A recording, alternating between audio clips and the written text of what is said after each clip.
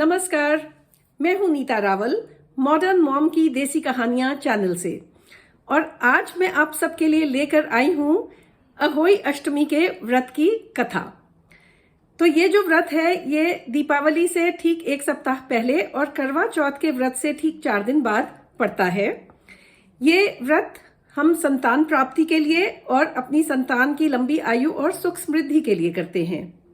तो चलिए कथा प्रारंभ करने से पहले क्या करना होता है। एक हाथ में इस तरह मुट्ठी में कोई चावल के दाने या कोई से भी अनाज के दाने, गेहूं चावल कोई भी अनाज के दाने रख लिए जाते हैं और कथा सुनने के पश्चात जो है बाद में उन्हें किसी गाय को खिला दिया जाता है। और कोशिश कीजिए कि ये कथा जो है आप अपने बच्चों के साथ मिलके सुने, क्योंकि ये कथा बच्चों के साथ मिलके सुननी चाहिए। और जो भी हम प्रसाद अहोई माता को चढ़ाते हैं वो बाद में हम बच्चों को खिला देते हैं। तो चलिए अब हम कथा प्रारंभ करते हैं। तो एक नगर में एक सेठ जी थे। उनके 7 बेटे और 7 बहुएं थी।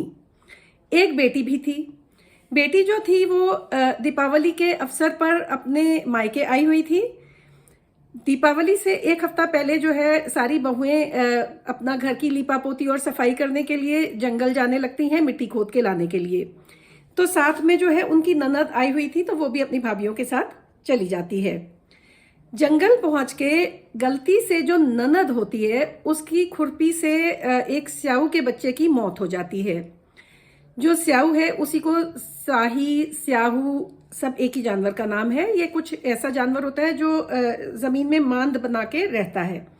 तो गलती से छोटी जो ननद है उससे उसके बच्चे की मृत्यु हो जाती है। तो जब स्याऊ माता आती है तो बहुत रोने लगती है और बहुत क्रोधित हो जाती है और कहती है कि मैं तेरी कोख बांध दूंगी। तो अब ननद जो है वो बहुत ज्यादा घबरा जाती है और अपनी सभी भाभीयों से मिन्नतें और प्रार्थना करने लगती है कि मेरी जगह आप अपनी कोख बंधवा लो। कोई भी भाभी नहीं मानती, लेकिन जो सबसे छोटी भाभी होती है उसे तरस आ जाता है अपनी ननद पे और वो अपनी कोख बंधवाने को तैयार हो जाती है। तो स्याऊ माता छोटी बहू की कोख बांध देती हैं। अब जब छोटी बहू के जब भी कोई बच्चा होता था तो वो 7 दिन के बाद मृत्यु को प्राप्त हो जाता था। ऐसे करते करते उसके 7 पुत्र हुए और 7 की 7 दिन के बाद मृत्यु हो गई। तो छोटी बहू बहुत ज्यादा कष्ट में और दुखी रहने लगी, हर वक्त रोती विलाप करती रहती थी। फिर एक बार उसने क्या किया कि एक पंडित को बुलाकर उनसे उपाय पूछा इस चीज का और उन्हें सारी बात बताई। पंडित जी ने कहा, देखो स्याऊ माता ने अगर तुम्हारी कोख बांधी है तो वही तुम्हारी कोख को खोल सकती हैं। तो तुम एक काम करो कि जो सुरही गाय माता है वो स्याऊ माता की बहुत पक्की सहेली हैं। तुम दिन रात उनकी अच्छे से सेवा करनी शुरू कर दो, तो हो सकता है वो प्रसन्न होकर तुम्हें ले जाएं और स्याऊ माता से तुम्हारी कोख जो है खुलवा दें।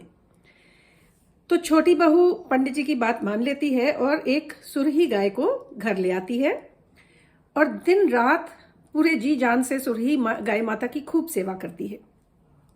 कुछ दिन बीत जाते हैं तो सुरही गाय माता उसकी सेवा से प्रसन्न होकर पूछती हैं कि तू मेरी इतनी ज्यादा सेवा करती है, क्या बात है, मैं तेरे लिए क्या कर सकती हूँ। तो छोटी बहू अपनी पूरी कहानी उनको सुनाती है सुरही गाय माता को और कहती, माता जो स्याऊ माता है वो आपकी सहेली हैं, तो आप मेरी उनसे कोख खुलवा दीजिए। सुरही गाय माता को उस पर बहुत तरस आ जाता है और कहती है, ठीक है चल, मैं तेरे को साथ अपने ले चलती हूँ और तेरी कोख खोलने की बात करती हूँ जो है अपना स्याऊ माता से। तो दोनों जो है 7 समुंदर पार रहती थी स्याऊ माता और दोनों जो है चल पड़ती हैं। चलते चलते दोनों बहुत थक जाती हैं तो एक पेड़ के नीचे विश्राम करने के लिए बैठ जाती हैं और दोनों की आंख लग जाती है। तो जिस पेड़ के नीचे वो विश्राम कर रही थी उसी पेड़ के ऊपर एक गरुड़ पंखिनी का घोंसला था और उसमें उसके बच्चे थे। तो अचानक जो है छोटी बहू की आंख खुलती है और वो क्या देखती है कि एक सांप चला आ रहा है बच्चों को खाने के लिए।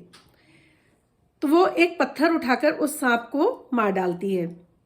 जब गरुड़ पंखिनी आती है और वहां जमीन पर खून फैला हुआ देखती है तो उसको लगता है कि छोटी बहू ने उसके बच्चों को मार डाला है और वो जोर जोर से छोटी बहू को चोंच मारने लगती है। तब छोटी बहू उसको बताती है कि नहीं, मैंने तुम्हारे बच्चों को मारा नहीं है, मैंने तो उनकी सांप से रक्षा की है। फिर जब वो देखती है कि उसके बच्चे बिल्कुल सही सलामत हैं और नीचे सांप मरा पड़ा है तो वो पूरी बात समझ जाती है और बहुत खुश हो जाती है और बोलती है कि तुमने ये बहुत अच्छा काम किया, बताओ मैं तुम्हारे लिए क्या कर सकती हूँ। छोटी बहू उसको पूरी कहानी सुनाती है गरुड़ पंखिनी को, और उससे कहती हैं कि अगर तुम हमें स्याऊ माता तक पहुंचा दो 7 समुंदर पार, तो तुम्हारा बहुत उपकार होगा। गरुड़ पंखिनी मान जाती है और अपने पीठ पर गाय माता को, सुरही गाय माता को और छोटी बहू को बिठाकर 7 समुंदर पार सुरही माता के पास पहुंचा देती है। अब जब सुरही माता स्याऊ माता के पास पहुंचा देती है, तो जब अब स्याऊ माता अपनी सहेली सुरही गाय को देखती है तो बहुत खुश हो जाती हैं और कहती हैं, आओ सहेली, बहुत दिनों के बाद मिली हो, लेकिन मैं बहुत तकलीफ में हूं क्योंकि मेरे सिर में बहुत सारी जुएं पड़ गई हैं। तो जब सुरही गाय माता ये बात सुनती है तो वो छोटी बहू को बोलती है कि तुम इनकी जुएं निकाल दो। छोटी बहू एक सलाई लेकर स्याऊ माता के सिर से सारी जुएं निकाल देती है। स्याऊ माता को बहुत आराम पड़ता है और वो बहुत ज्यादा प्रसन्न हो जाती हैं और उसे आशीर्वाद देती हैं कि तुमने मुझे बहुत आराम दिया है, तो जाओ, तुम्हारे 7 बेटे और 7 बहुएं हों। ये सुन के जो है अपना ये छोटी बहू रोने लगती है कि मेरे तो एक बेटा भी नहीं है माँ, आपने ये कैसा आशीर्वाद दे दिया मुझे। स्याऊ माता बोलती हैं, अच्छा क्यों, क्या बात है, बताओ मुझे। तो वो कहती है, पहले आप मुझे वचन दीजिए तब मैं आपको बताऊंगी। तो स्याऊ माता उसको वचन दे देती है कि ठीक है, वचन दिया, अब बताओ। तो जब छोटी बहू उनको अपनी पूरी कथा बताती है और ये बताती है कि आपने ही मेरी कोख इस तरह से बांध दी थी, तो स्याऊ माता कहती है कि तूने तो मुझे ठग लिया, तूने मुझसे वचन ले लिया है और अब मैं वचनबद्ध हूं, तो अब तो मुझे तेरी कोख खोलनी ही पड़ेगी। चल जा, अब जब तू घर जाएगी तो तुझे तेरे आंगन में 7 बेटे और 7 बहुएं मिलेंगी, लेकिन हर अहोई अष्टमी वाले दिन तू अच्छे से 7 कढ़ाई चढ़ा के व्रत करना और अच्छे से उद्यापन करना।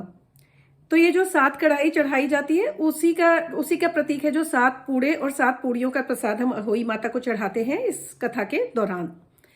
पूड़े या गुलगुले मीठे कुछ भी बनाए जाते हैं और साथ में 7 पूड़ियां होती हैं। तो छोटी बहू बहुत खुश हो जाती है और गाय माता को लेके जब वापस घर जाती है तो देखती है कि उसके आंगन में 7 बेटे और 7 बहुएं घूम रहे हैं। तो बड़ी खुशी खुशी वो व्रत रखती है और उद्यापन की तैयारियां करने लगती है। उधर जो उसकी जेठानियां थी वो अपनी आपस में एक दूसरे को बोलती हैं कि चलो चलो जल्दी जल्दी पूजा कर लो, नहीं तो फिर वो छोटी बहू के घर से रोने कलपने की, विलाप की आवाजें आने लग पड़ेंगी। तो वो लोग जल्दी जल्दी पूजा करने लगती हैं, लेकिन शाम भी हो जाती है और ऐसी कोई आवाजें नहीं आती छोटी बहू के घर से। तो उनको बड़ी हैरानगी होती है, तो वो अपने क्या करती हैं, बच्चों को भेजती हैं कि जाओ जाके चाची के यहाँ देख कर आओ कि आज वो रो नहीं रही है। बच्चे जब जाते हैं तो वहां तो बड़ा उत्सव का माहौल चल रहा होता है, उद्यापन की तैयारियां चल रही होती हैं। तो वो आके जब अपनी माँ को बताते हैं तो सारी जेठानियां मिल के जाती हैं छोटी बहू के यहाँ, छोटी बहू के पास, और उससे पूछती हैं कि मतलब ये सब कैसे हुआ, तुम्हारी कोख कैसे खुल गई। तो छोटी बहू उनको पूरी कहानी बताती है और बताती है कि इस तरह से स्याऊ माता ने मेरी कोख खोल दी है। तो सभी बहुत खुश हो जाती हैं और जो है अहोई माता की जय जयकार करने लगती हैं। तो बोलिए अहोई माता की जय।